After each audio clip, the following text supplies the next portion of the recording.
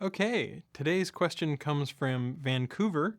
JZ Becker wants to ask, under which circumstances will Google decide to display multiple results from the same website? It's a really fun question because the answer has changed over the years, but the high level answer is when we think it's useful and it doesn't hurt diversity too much. So let's look at the interplay between those two factors. Let me talk about a system that we used for years and years and years, like since I joined Google this long. There was something called host crowding. And what host crowding did is suppose you had one result that showed up from example.com in the search results. These are search results. And another example that also showed up from example.com. So what host crowding basically said is, okay, to make things a little bit more easy for the user to parse and read through, let's take anything that's on that first page and we will indent it under. So you'd have two results from example.com and the second one would just be indented a little bit underneath the first one. That makes it easier for the user to visually group those results and know, oh, these are both from example.com. It's safe to say that we've done a bunch of different experiments. Host crowding lasted for a long, long time. And it was really, really nice because you'd often have a see more results from example.com. So you could click that and you can do an even deeper dive. But it was also very nice because it ensured diversity. That is, if you had 7 or 8 results from GeoCities, sometimes that can crowd out other good results. And so you could see a couple of the best ones from GeoCities, but then you'd also get diversity. You'd get the rest of the results showing all sorts of nice things along those lines.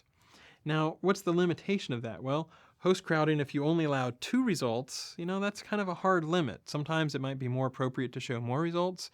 Sometimes it might be appropriate to only show 1 result. And host crowding was a little bit limited in that respect.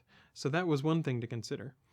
The other thing is, it also messes with the UI just a little bit because once you get used to the indentation, it's really nice, but it kind of limits your ability to do other sorts of things. It limits your flexibility a little bit. So it was very nice for the time. It was a radical improvement over many search engines that might return 60 results from one site by sort of grouping them all together. But we've sort of evolved in our thinking over time. So the sorts of things that we have done after host crowding include deciding to show multiple results. So maybe you're willing to show a few or even several results, but then over time, it gets harder and harder to see results from that particular host name. And that can be kind of useful because, if you search for antique green glass, you might get 8 results from one site. And if that's the best site in the world to get results from, then that's fine. You might want to see that.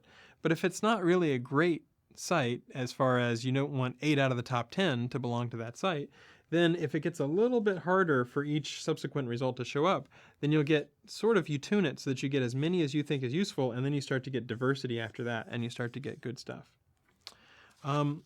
Just a little bit more, just to jump back to host crowding just for a second. There was also the fact that host crowding, by definition, is on hosts. And so at least for a while, if you had a different subdomain, right, then you had a different host name. And so a few people would try to make multiple subdomains on the same domain to try to get around host crowding and try to get as many results as they could. So for a while, people used to think, oh, I'll just make a whole bunch of subdomains and I'll get around host crowding. And that's the sort of thing that is still not a good user experience because it hurts the diversity for users.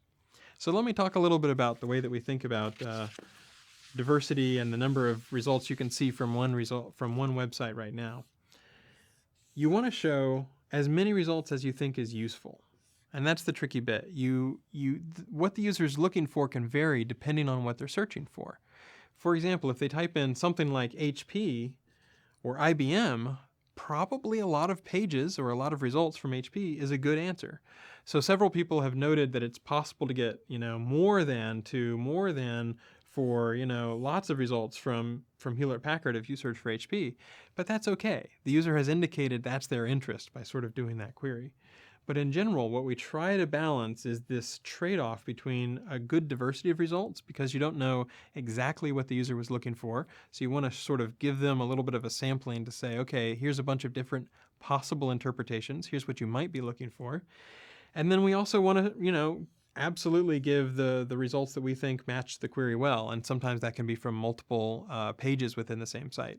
So there's always a tension, there's always a trade-off in trying to figure out what is the best set of search results to return.